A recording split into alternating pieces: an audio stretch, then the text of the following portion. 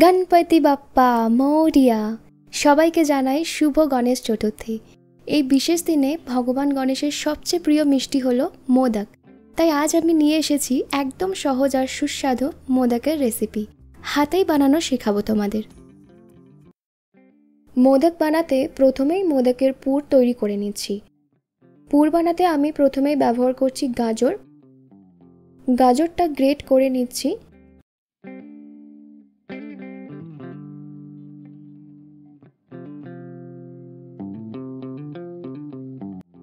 এর সাথে ব্যবহার করছি কাজু, কিশমিশ আর সিক্রেট একটা উপকরণ। এটা আমি বানানোর সময় তোমাদের বলে দেব।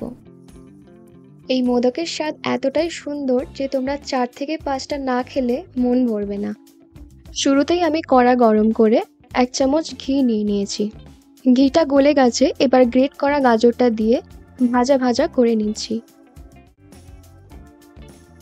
গাজরটা ভাজা হয়ে এলে দিয়ে দিচ্ছি 1 বাটি দুধ ও 1 বাটি জল। এতে গাজরটা নরম হবে আর খুব ভালো খেতে লাগবে।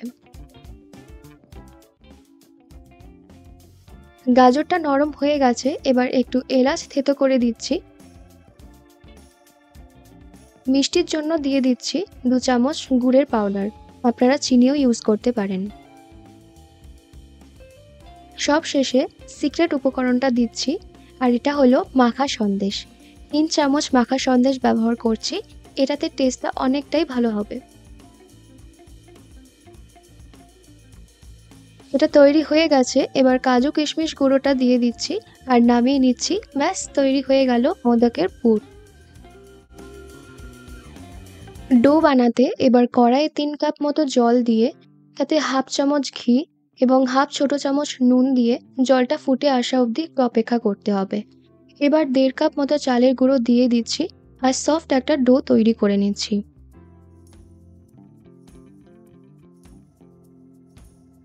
ডোটাকে এমনভাবে তৈরি করতে হবে যেমন করে আমরা আটা মাখি। সফট একটা ডো তৈরি হয়ে গেছে, এবার মোদকগুলো গড়ব।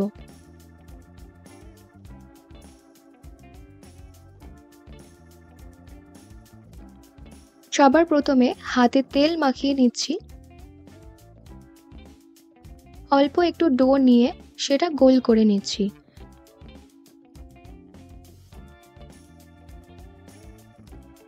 এবার মাঝের দিকে বুড়ো আঙুলের সাহায্যে ঘুরিয়ে একটা বাটির মতো শেপে গড়ে নিচ্ছি।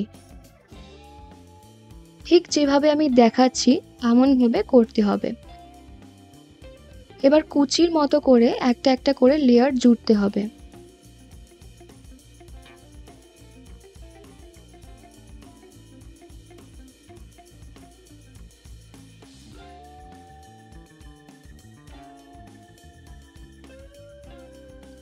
এভাবে কোণগুলো জোড়া হয়ে গেলে মাঝে পুর ভরে নিচ্ছি।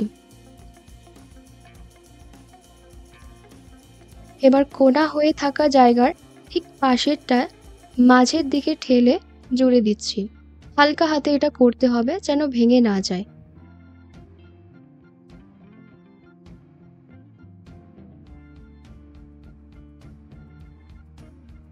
এবার কোণগুলোকেও আস্তে আস্তে মাঝের দিকে ঠেলে জুড়ে দিচ্ছি, ঠিক যেমন রসুনের মতন দেখতে হয়।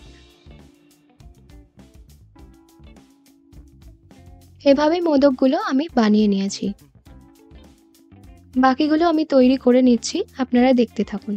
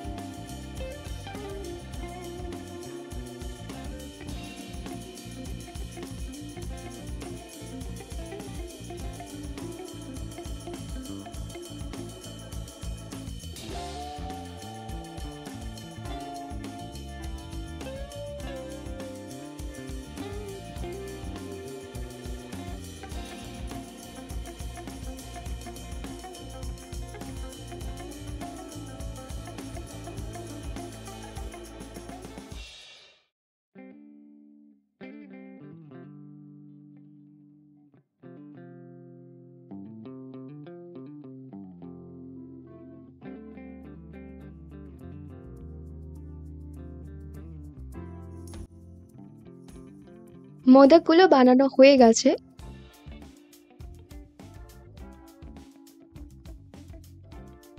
এবার 10 মিনিট এটা স্টিম করতে দেব।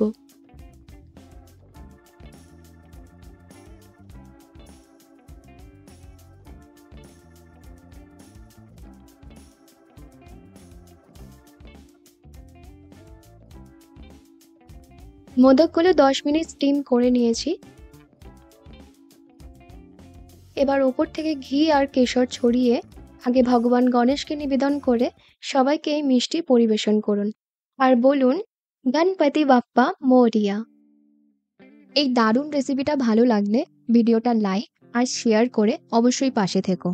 আর আমি শাইনি ইটস স্বাদিষ্ট চ্যানেল থেকে এতক্ষণে রেসিপিটা শেয়ার করছিলাম। চ্যানেলটা অবশ্যই সাবস্ক্রাইব করে পাশে থেকো। দেখা হচ্ছে পরের ভিডিওতে।